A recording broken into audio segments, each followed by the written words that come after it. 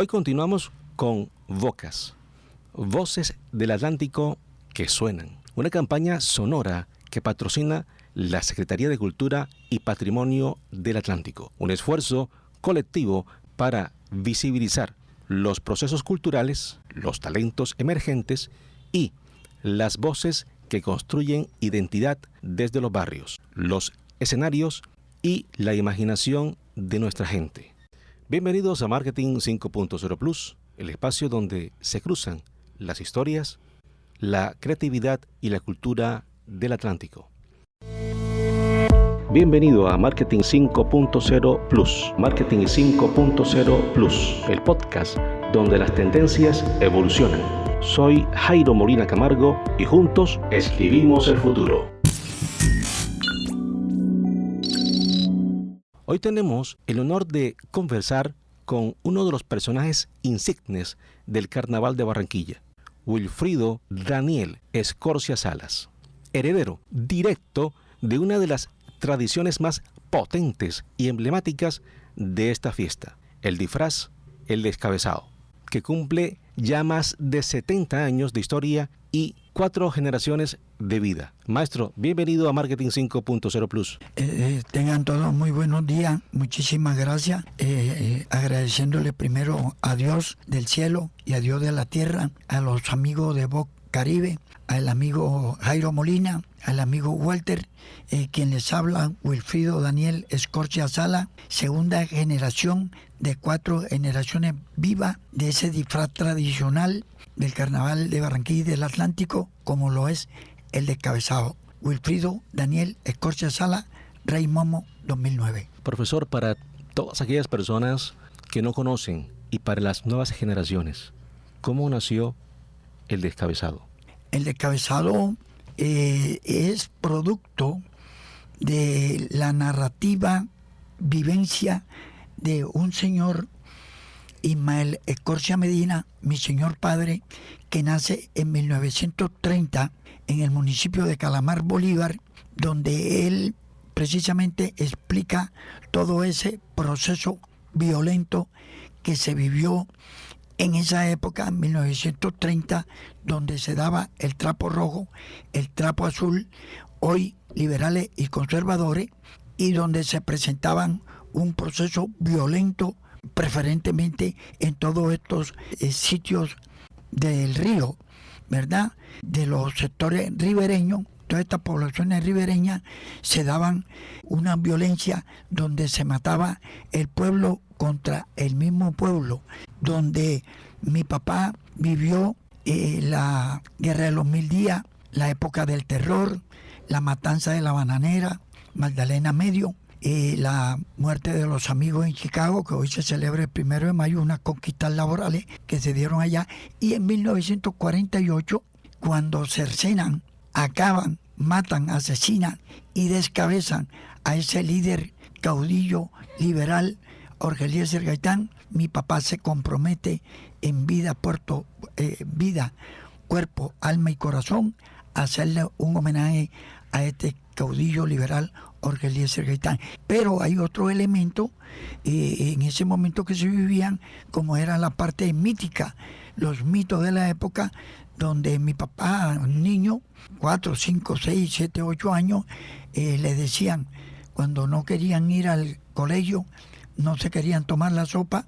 Hoy en día, el niño de hoy en día, el adolescente, es completamente diferente, y le decían, si tú no vas al colegio, si tú no te tomas la sopita, te coge el burro sin cabeza, te coge la llorona loca. ¿Se acuerdan? Acá en Puerto Colombia, que hubo un simulacro de la llorona loca, te coge el cuco, entre comillas el diablo, y una serie de mitos.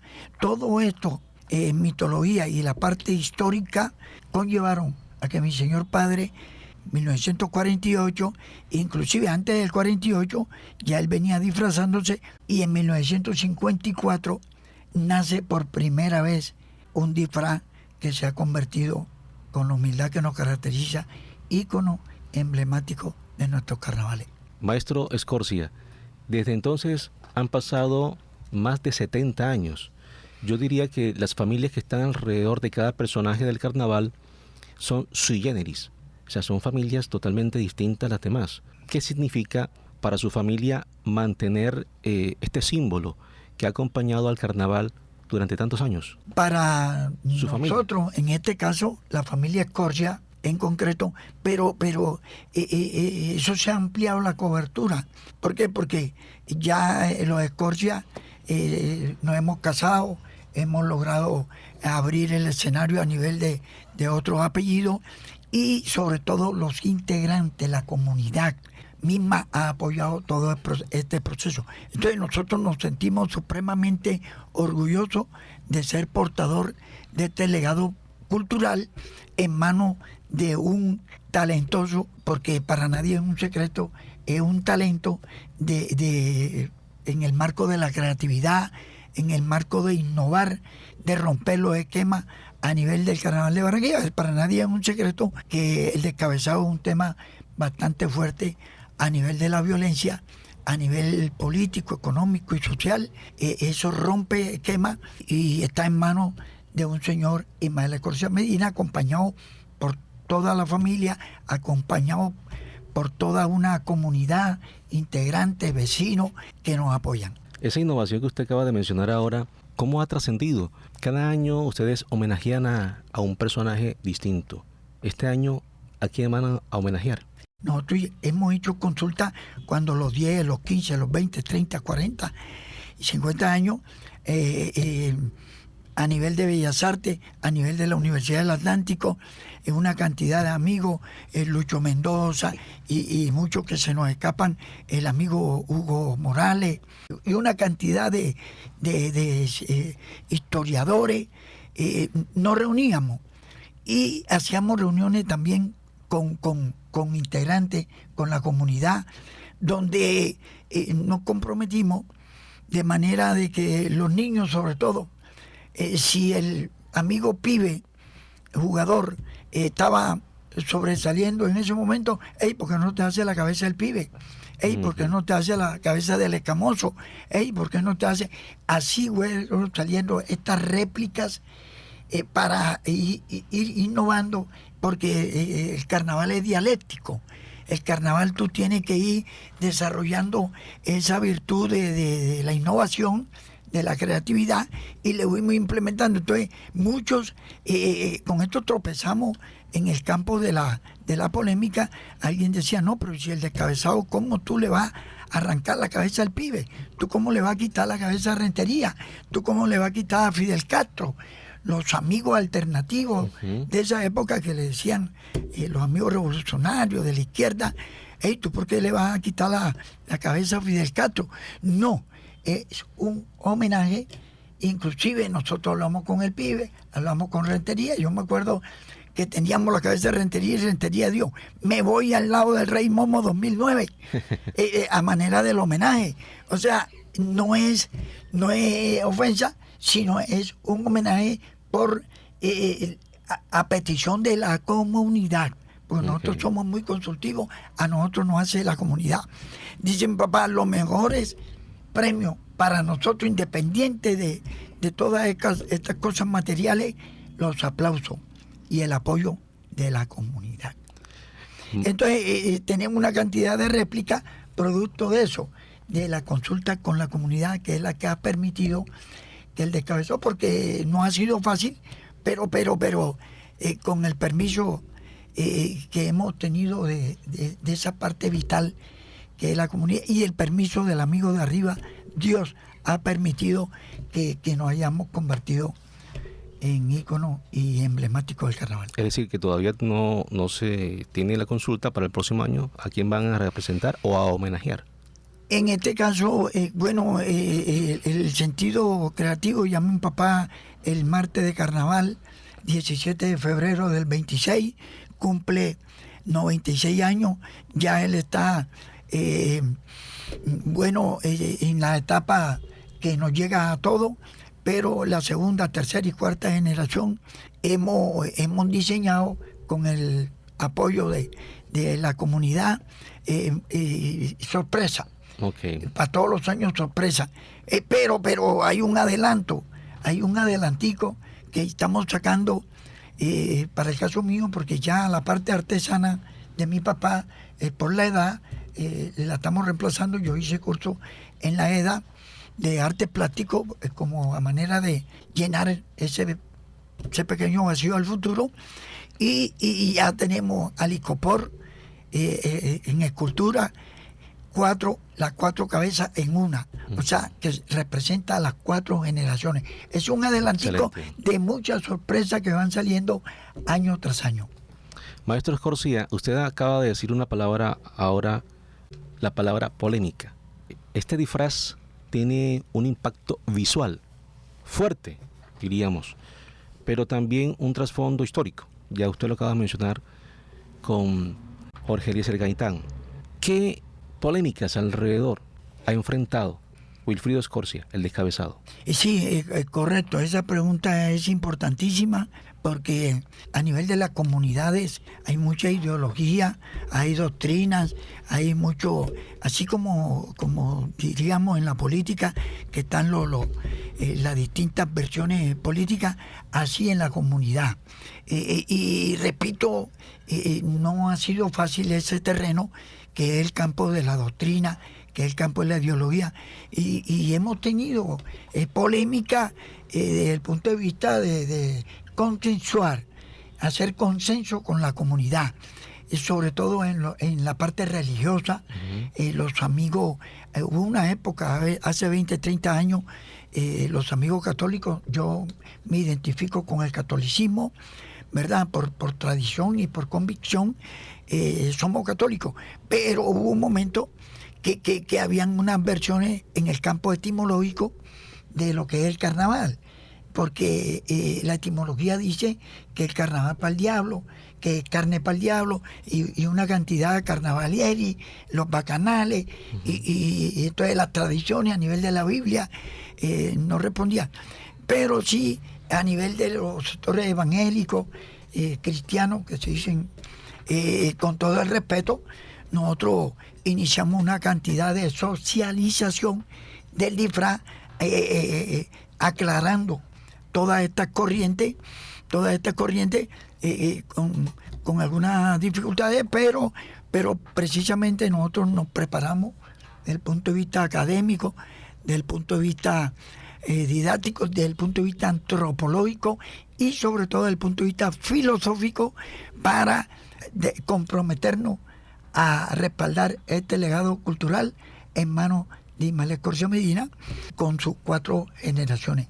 Wilfrido Escorcia es religioso, es católico, el descabezado es carnavalero, o ambos son carnavaleros. Yo opino que el carnaval es un espacio antropológico.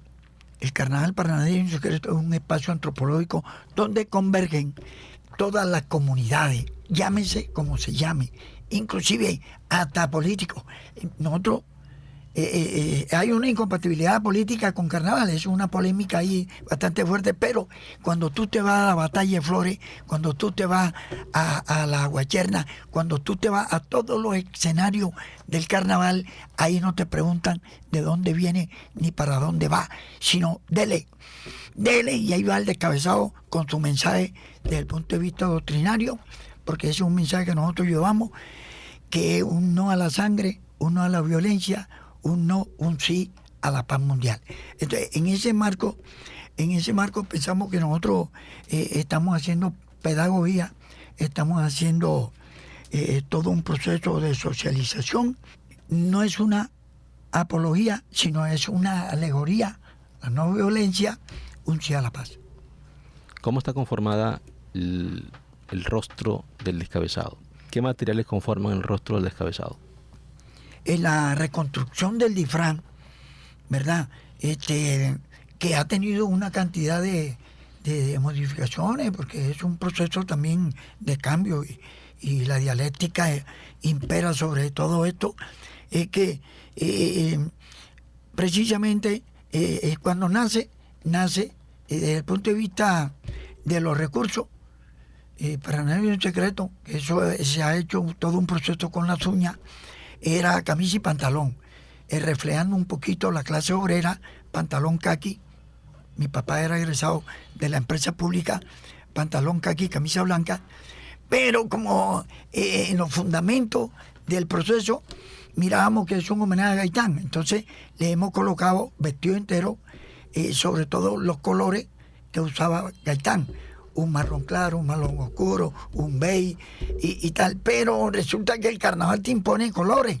Tú hay que poner un color amarillo, aunque no lo utilizó Gaitán, un color verde y una cantidad de colores muy, que le llaman fuertes, los colores principales, atendiendo a que es una figura del carnaval.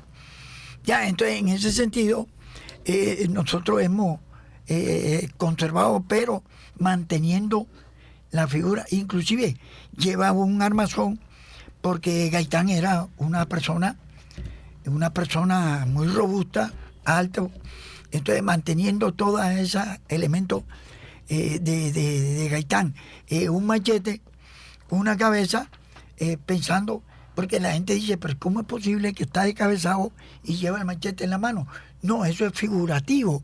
Hermano, en este caso, la figura de mi papá mocha la cabeza y él se levanta a buscar quién se la mochó, coge su cabeza y busca un machete. Eso es figurativo, ya para darle más elementos al disfraz.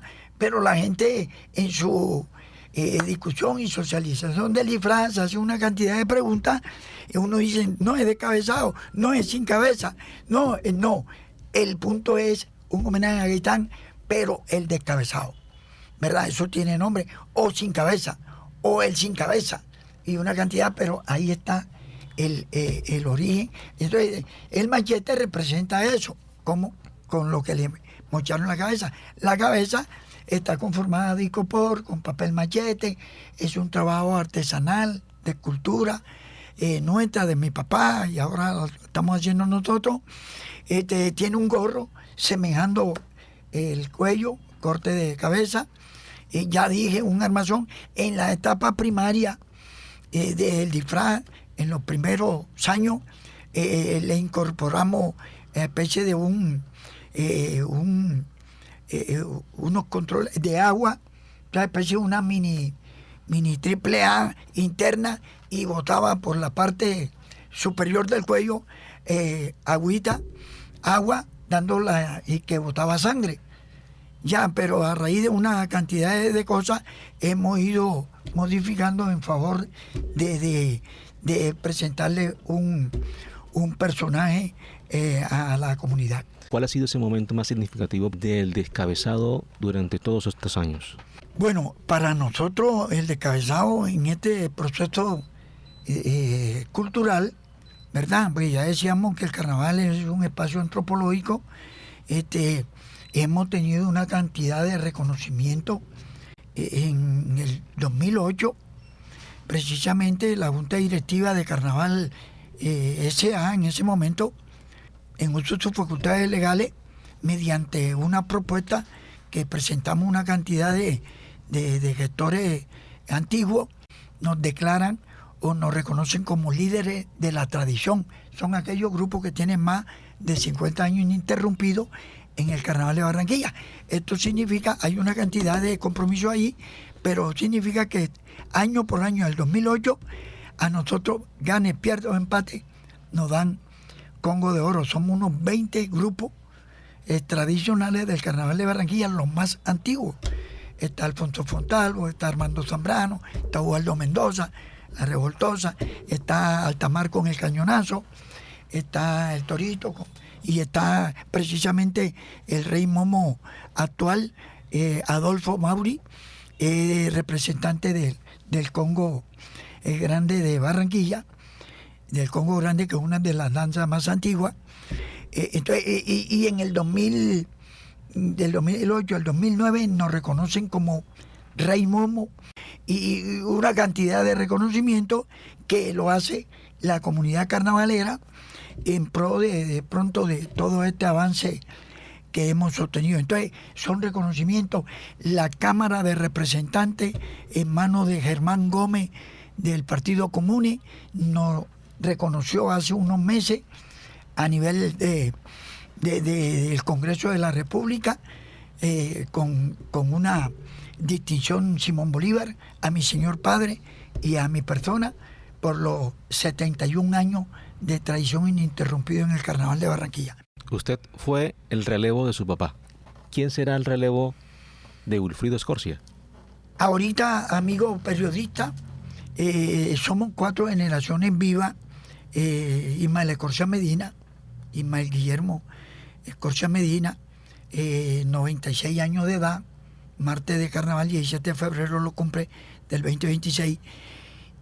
Wilfrido Escorcia, 71 años de tradición, 71 años de edad, 71, 72 años de edad, ¿verdad? Que dice mi papá que cuando él le estaba dando luz al descabezado, mi mamá me estaba dando luz a mi persona, o sea que estamos muy enraizados en este proceso. Y está mi hijo, que tiene nace en el 90, unos 30 y pico de años.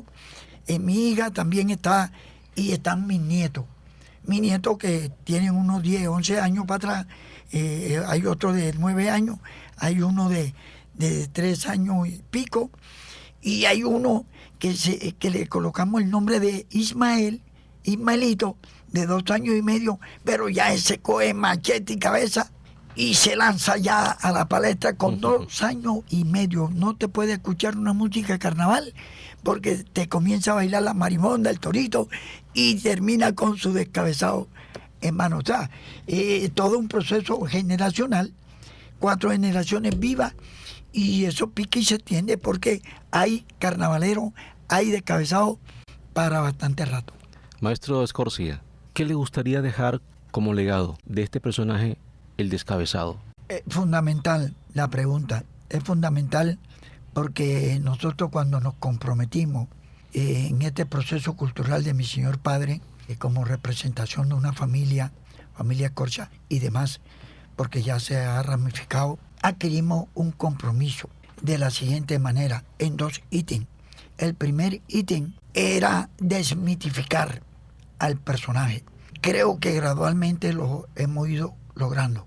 Quitarle ese mito, un no a la violencia, un no a la sangre, un sí a la paz mundial.